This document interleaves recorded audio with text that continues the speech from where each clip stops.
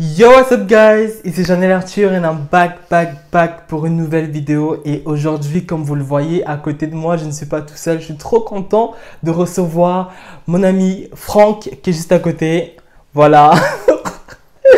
Alors Franck de base c'était un abonné à moi. Il habite dans la même ville que moi. On s'est rencontrés ici. On est devenus potes. Ouais. Donc voilà. Franck, si tu veux te présenter un peu plus en détail, tu peux. Alors, moi, c'est Franck Mollor, étudiant en droit. Et voilà.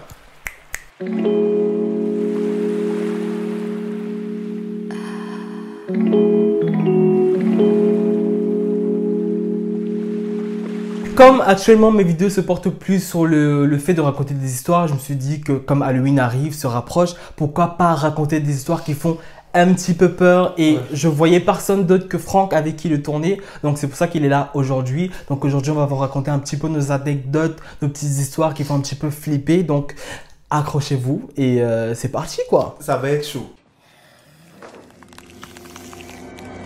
L'histoire que je vais vous raconter se passe au Cameroun quand j'avais à peu près entre 6 et 7 ans. Je venais vraiment d'emménager dans une nouvelle maison. En face de cette maison-là habitait juste une de mes vieilles tantes que j'appelais grand-mère. Grand-mère Bernadette. Bref, juste pour mettre un nom dessus. Les grand-mères Bernadette. C'est ça même. Elle était juste en face de cet immeuble et ma mère avait acheté cet immeuble en face d'elle parce qu'elle était partie en voyage d'affaires, elle travaillait donc elle n'était pas là. Donc elle m'avait laissé là habiter quelques temps, le temps qu'elle revienne quoi. Et ma grand-mère en face était censée s'occuper de moi et moi j'habitais dans la maison en face. Ce qui se passe c'est que en emménageant dans cette maison, vraiment 2 jours comme ça sont passés, j'étais déjà bien installé et un jour comme ça, comme à mon habitude, je chantais et dansais devant le miroir. Genre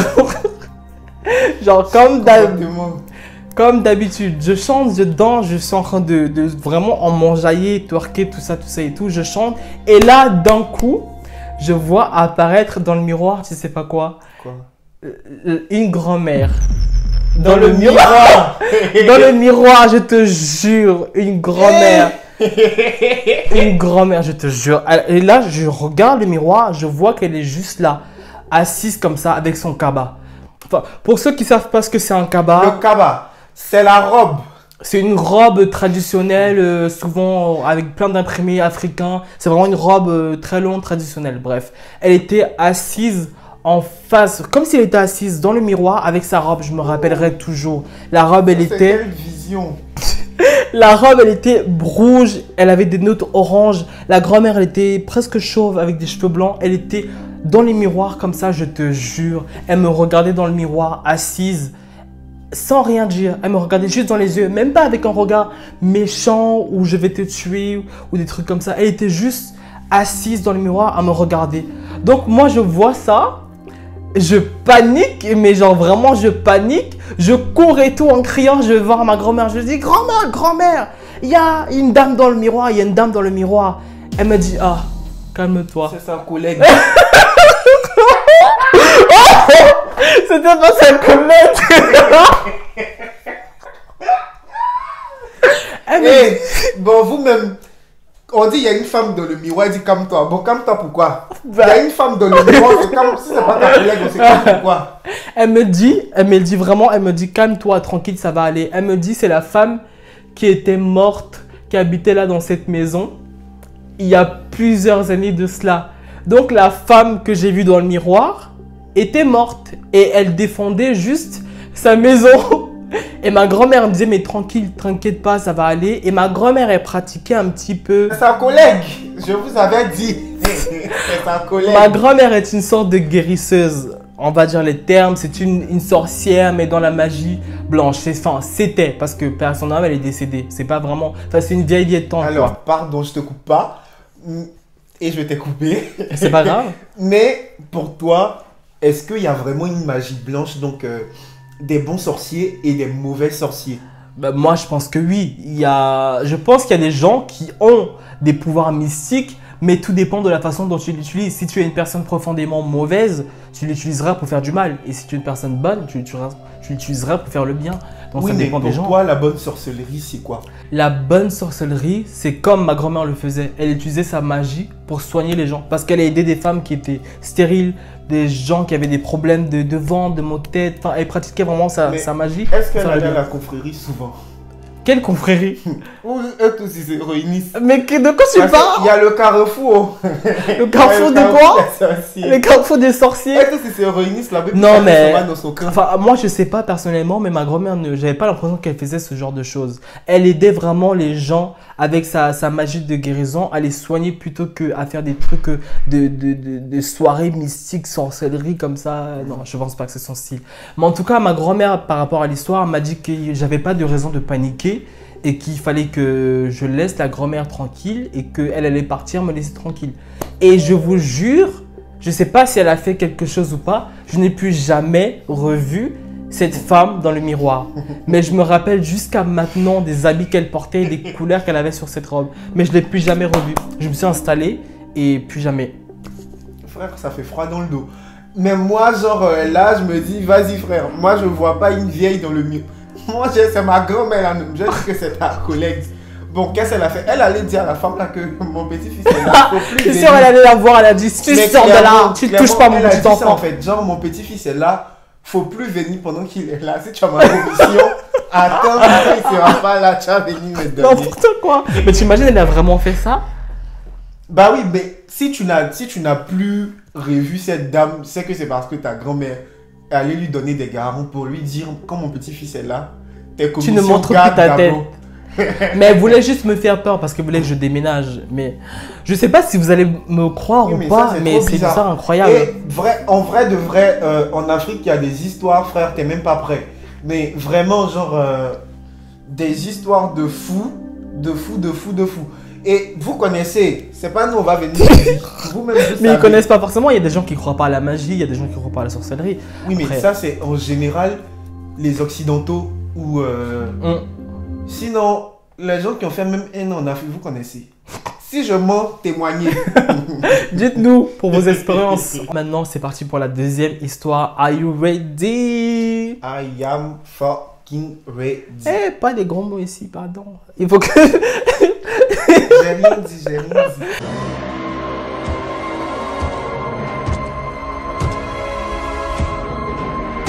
C'est parti pour la deuxième histoire. Là, c'est vraiment. Ça va. Enfin, c'est chaud pour. Bon, ça va, non, bref. En fait, l'histoire. C'était pas. Je me dis- Dénonce-les. Non, c'est pas quelque... Ma grand-mère faisait partie de cette histoire, mais c'est pas en rapport avec elle, mais tu vas comprendre. En fait, ma grand-mère, elle fumait, tu vois. Vraiment, elle fumait vraiment comme un pompier, elle fumait beaucoup. Et un jour, c'était en journée comme ça, elle me dit, va m'acheter un paquet de clopes. Du coup, moi, je prends mes petits pieds, je prends l'argent, je vais pour acheter le paquet de clopes, tu vois. Je m'avance et tout. Il y avait une boutique, genre vraiment à 2 mètres de moi et une autre boutique en face que je devais traverser. Il fallait traverser la route pour aller en face de la boutique. Du coup, au lieu d'aller là, à la boutique à côté de moi, je décide de traverser la route pour aller à la boutique en face, lui acheter des clopes. Je sais pas pourquoi j'ai fait ça. Stupidité ce jour-là, la stupidité vraiment. Bref, je traverse la route et là, bam! Qu'est-ce qui s'est passé? Une voiture, mais quand je te dis une voiture blanche qui était à côté, mais genre vraiment à côté de ma cuisse, comme ça, quand je traverse la route, j'ai été surpris. Là, je savais plus quoi faire, j'étais vraiment paralysé. Et là, d'un coup, je saute, mais quand je te dis Et as-tu la. je te jure, je saute comme ça, la voiture était là. Je saute, mais vraiment, et d'un coup, je me retrouve dans un endroit tout blanc. Je te jure, je me retrouve dans un endroit tout blanc. Et c'est comme si j'étais en train de flotter dans cet endroit tout blanc. Et là, je me dis, merde, est-ce que je suis mort, tu vois? Je me suis dit, ça y est, c'est fini, je suis mort. Ouais. Là, c'est terminé parce que tout était blanc, je flottais, il n'y avait rien autour de moi. Et je me dis, bon, bah, où est-ce que je vais? Qu'est-ce que je fais? J'étais en train de flotter, tout était blanc. Je me dis, bon, c'est fini, je suis mort, il n'y a rien, tu vois. Et là, d'un coup, tout repart à la normale. En quelques secondes, bam, la voiture qui a failli me cogner était de l'autre côté. Et moi, j'avais réussi à sauter au-dessus et traverser et sauter de l'autre côté de la voiture. Et c'est comme si le temps s'était arrêté. Il y avait juste une seule personne qui m'a parlé à ce moment-là. Elle m'a dit, c'était un mec, je me rappellerai toujours de ce qu'il m'a dit. Il m'a dit, la prochaine fois, tu feras attention. Et là, tout est reparti. La vie a repris. Et j'ai traversé, je suis allé acheter les paquets de clopes. Et j'ai fait attention en traversant de nouveau de l'autre côté. Est-ce que tu me crois ou pas? Je te jure que j'ai pas inventé. J'ai pas inventé. Tu me crois ou pas? Parce que vraiment, je sais que ça peut être... Non mais genre en fait, j'essaie de faire accepter à mon cerveau que l'idée, ça peut être réel. Oui. Wow. Mais en gros, si en gros t'étais mort. Et mais genre, je sais même pas si j'étais mort ou pas. Peut-être Dieu t'a ramené à la vie. Et genre il t'a dit de faire attention la prochaine fois. Donc tu penses que le gars qui m'a dit ça, c'était Dieu? Bah clairement c'était... Qui ça peut être? Ça, si c'était le sorcier, il était déarmant. Hein. Bah peut-être que ça pouvait être, je sais pas, un ange gardien. Oui, ou un ange sorcier. gardien. Mais c'est pas... Pardon. Parce que tu crois en ça? Oui, un ange gardien et tout.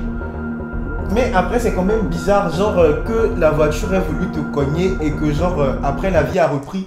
Genre sans même que personne ne se soit dit, mais ah tiens, il a failli être cogné. Mais c'était un truc de ouf, c'est comme si le temps s'était arrêté. Disparu. Oui. C'est comme si j'avais disparu dans le temps et l'espace. Genre quand j'ai atterri, la voiture était de l'autre côté, c'est comme si elle m'avait pas vu, qu'elle m'avait pas frôlé, rien. Elle a même pas klaxonné. J'ai atterri de l'autre côté et le gars a parlé, le gars qui m'a dit ça, la prochaine fois tu feras attention. Et après dès qu'il m'a dit ça, la vie a repris, il a disparu. Ça, je te jure. C'est ton ange gardien, frère. Mais franchement, quand j'étais petit... C'est Dieu. Tu penses que Dieu ferait le déplacement juste pour ma tête à ce moment-là? Dieu est trop occupé. Il peut faire le déplacement. Peut-être même aller là même, il est là même dans la vidéo. Dieu manifeste. Qu'est-ce que tu dis? En tout cas, voilà pour la deuxième histoire. Mais je sais que c'est compliqué à comprendre. Franchement, c'est bizarre. Mais ça peut être ton ange gardien. Je sais que c'est compliqué à comprendre. Dites-moi, est-ce que vous me croyez ou pas? Dites-moi en commentaire parce que je sais que c'est chaud. J'ai l'impression d'être fou quand je raconte ça, qu'on va me prendre pour un taré. Mais c'est... Je sais pas si tout était dans ma tête parce que sinon, si c'était dans ma tête, bah, j'aurais pas survécu à l'heure actuelle. La voiture m'aurait cogné. Si tu aurais survécu parce que si c'est dans ta tête, oui, c'est que rien ne s'est passé, donc tu serais en vie. Mais ça veut dire que tout s'est passé dans ma tête, la voiture, tout ça. Bah, c'est logique si c'est dans ta tête que ça s'est passé. Là, tu es en vie. Dites-moi ce que vous en pensez. Est-ce que vous pensez que mon cerveau a inventé toute une histoire à ce moment-là ou c'est vraiment la réalité? Parce que jusqu'à maintenant, je me rappelle de chaque détail. Parce que c'est un truc qui m'a marqué parce qu'il y a de quoi que ça m'a marqué. C'est une histoire incroyable. Normal. Donc voilà. Mais franchement, c'est assez ouf comme histoire et moi, genre même moi je suis à côté de lui, il est en train de parler là. C'est pas trop ça dans ma tête. Mais je me dis qu'il peut pas inventer un truc comme ça. Mais je peux pas l'inventer, en fait. C'était juste ouf. Mais vas-y, je sais pas. Bon, pour la troisième histoire, là, c'est encore quelque chose qui concerne un membre de ma famille. Je sais pas pourquoi, ça tourne autour de ma famille. Je pense que je dois vraiment venir d'une famille où tout ce qui est mystique, sorcellerie tourne un petit peu. Donc, toi, tu confirmes seulement oui. Oui, mais déjà, c'est que tu as aussi de la grand-mère jusqu'au petit-fils. Il y a quelque chose, c'est que... Là, il s'agit de ma cousine qui était possédée. Genre... vraiment possédée. En fait, ce qui se passait, c'est que vraiment tous les dimanches, après la messe avec ma tante, parce que j'habitais avec ma tante cette fois-ci, avec ses enfants, son mari, pendant quelques temps, j'habitais chez eux. Ce qu'on faisait, c'est que tous les dimanches, on invitait un prêtre à venir prier pour nous à la maison. Donc le prêtre, il venait et cette fois-ci, ma cousine qui habitait vraiment pas avec nous à ce moment-là, a décidé de venir parce qu'elle se sentait pas bien. Elle voulait, voilà, prier quoi avec nous, retrouver la famille. On appelle tous les jours pour le voleur, un seul jour pour le propriétaire. Est-ce qu'ils vont même comprendre l'expression? Pas en français, pardon. Continue. Je continue. Donc ce jour-là, elle décide de venir prier avec nous. Donc on s'installe dans le salon, on fait une ronde et tout, toute la famille. On se met à prier, on prie, on prie, on prie. Ma cousine, elle est là. Et d'un coup, elle commence vraiment à crier. Genre, Folie après. la folie la prend. Elle commence à pousser tous les canapés et tout autour d'elle. Et tout le monde se recule en mode de qu'est-ce qui se passe, qu'est-ce qu'il passe. Le prêtre est dit écartez-vous. Le diable est dans cette maison. Je te jure. Il dit le démon est présent. Écartez-vous. Tout le monde se regarde en mode de choqué parce qu'on se dit mais c'est notre cousine quoi. Comment ça elle est possédée? Comment ça elle est possédée? Le prêtre prend sa tête. Enfin il met sa main sur sa tête. Il dit démon sors de ce corps. Démon sors de ce corps. Sors de ce corps. Et ma cousine elle s'est en train de crier. Elle dit oui. Elle commence à... Elle commence à dire je suis un démon, machin et tout. Elle dit un nom là, elle dit le nom du démon. Et le pasteur il dit tu vas sortir de ce corps, laisse cet enfant, laisse cet enfant. Au nom de Jésus, au nom de Jésus, au nom de Jésus, levez les mains au ciel. Et moi je suis en mode je tremble à côté, c'est moi le démon. Et je me dis si le démon sort de son corps, où est-ce qu'il va aller? Oui mais prier, c'est comme ça, prier pour ne pas qu'il rentre dans votre corps. Est-ce qu'il va rentrer dans nos corps? Vraiment paniqué, je suis en mode je tiens et tout, mes cousins à côté en mode je prie, je prie, je prie, je prie et tout. Elle a écrit, démon sort de son corps, sort de son corps. Elle revient elle-même, elle dit qu'est-ce qui s'est passé? Genre comment ça qu'est-ce qui s'est passé? T'as fait la folle. Tu viens de faire le cinéma. C'était le théâtre. Mais t'as fait la folle dans tous les sens. Comment ça qu'est-ce qui s'est passé? Et je sais même pas. Je sais pas si c'est vrai ou pas, tu vois. Parce que des fois, des trucs comme ça, on en voit partout. Si. Mais en fait, même les sorciers, eux-mêmes, ils aiment faire petit théâtre. Ça aussi, faut. Maintenant, je suis insinué que ma cousine est une sorcière. Si on dit démon, je pense que les sorciers, eux-mêmes, ils aiment faire petit théâtre souvent. Elle était juste possédée, pardon, la pauvre. Quand ils voient Dieu de fou comme ça, ils aiment bien se jeter. Ma cousine était juste possédée, il faut la laisser, pardon. En tout cas... Oui, mais voilà. Au final, ils l'ont délivrée ou pas? Apparemment, oui. Parce que quand elle s'est relevée, elle a dit, qu'est-ce qui s'est passé? Le prêtre a dit que c'était bon. Qu'il allait juste devoir la revoir pour prier de temps en temps, pour faire les petites barrières, pour pas que le démon revienne, quoi. En tout cas, c'était vraiment extrêmement flippant. On arrive à la fin de cette vidéo. Là, je vais vous raconter une dernière histoire. Monsieur Franck à côté doit bientôt partir. Donc, it's time to go. Donc, dernière histoire, c'est parti. Cette histoire se passe vraiment aussi quand j'étais petit. Je devais dormir chez une tante. Elle avait fait construire une maison pas très loin dans un quartier au Cameroun. C'était une grande maison. C'était vraiment encore en construction. Donc, il n'y avait pas encore de lumière. Pas vraiment d'ustensiles, de lit, etc. Et je devais dormir là-bas. Pour quelle raison, j'en sais rien. Je sais pas pourquoi. Bref, cette nuit-là, je devais dormir là.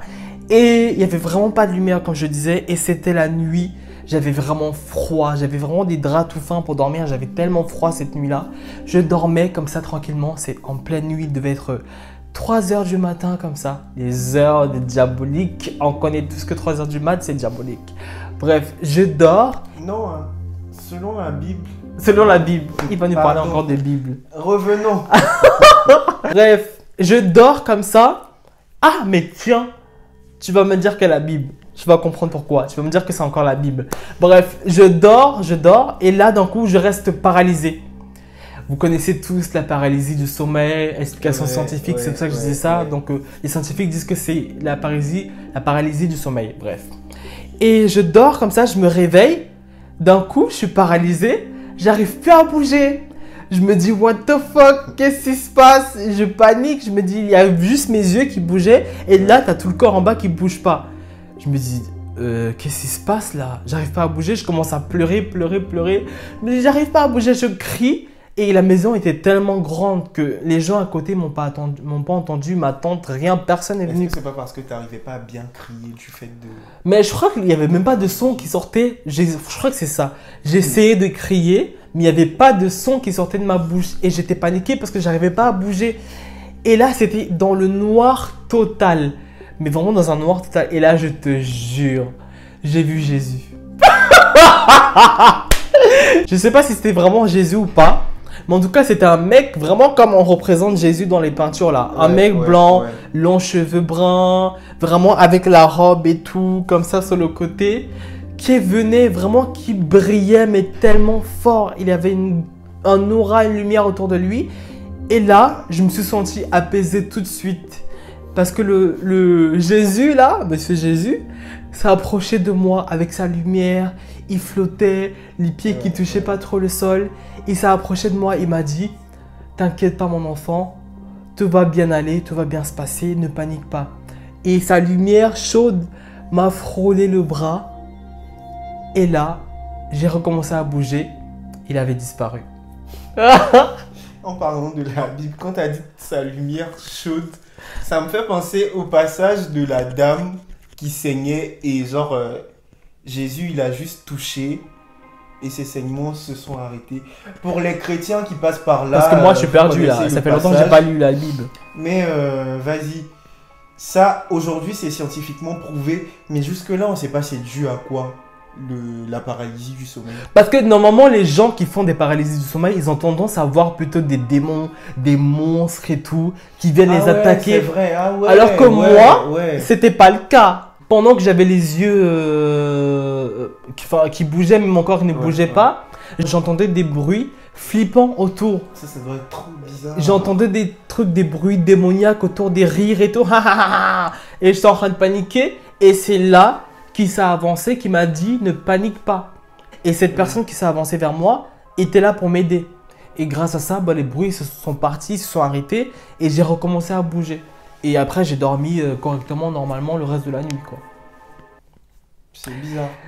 Mais genre, le lendemain, après, quand t'as pris du recul, oui, vis-à-vis de la situation, qu'est-ce que tu t'es dit le lendemain? Que c'était Jésus qui est venu m'aider.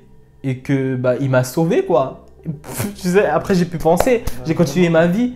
Mais il m'est arrivé de ces trucs tellement bizarres. Je sais que c'est fou, que ça peut paraître incroyable, que vous avez peut-être pas forcément m'en croire pour certains, mais je vous jure que je suis pas en train d'inventer. Croyez.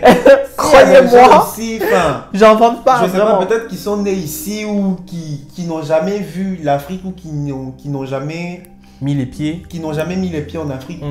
Croyez, parce que chez nous là-bas, là, c'est quelque chose de réel en fait. La sorcellerie, le spirituel et tout. Je sais que vous êtes un peu réticents et tout, mais frère, c'est des trucs qui arrivent et nous on le sait. Et excusez-moi quand je dis frère tout le temps. Vas-y frère, tu connais. Dis tout ton frère, c'est pas grave. Mais chez nous, la spiritualité et tout, c'est quelque chose... Après, je sais même pas si on doit parler de spiritualité. Bon, là, on sort un peu du cadre.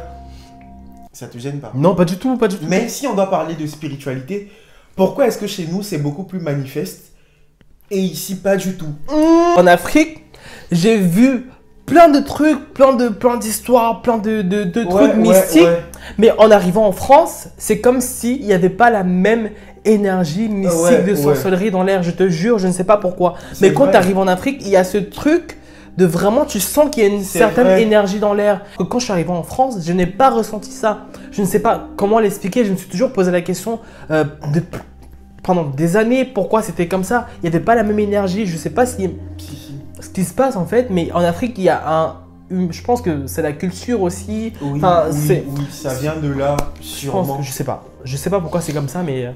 Bon guys, ça y est, c'est la fin de cette vidéo. J'espère vraiment qu'elle vous a plu.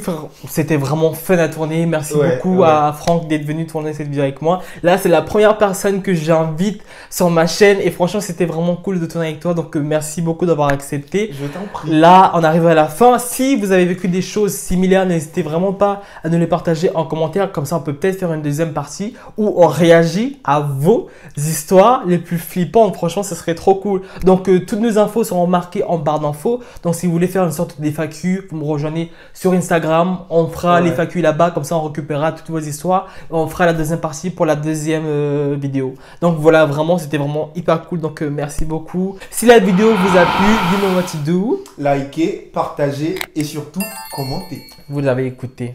Faites ça. Merci beaucoup. En tout cas, merci beaucoup d'avoir regardé cette vidéo et on se dit à la prochaine, guys, pour une prochaine vidéo. So, peace. See you.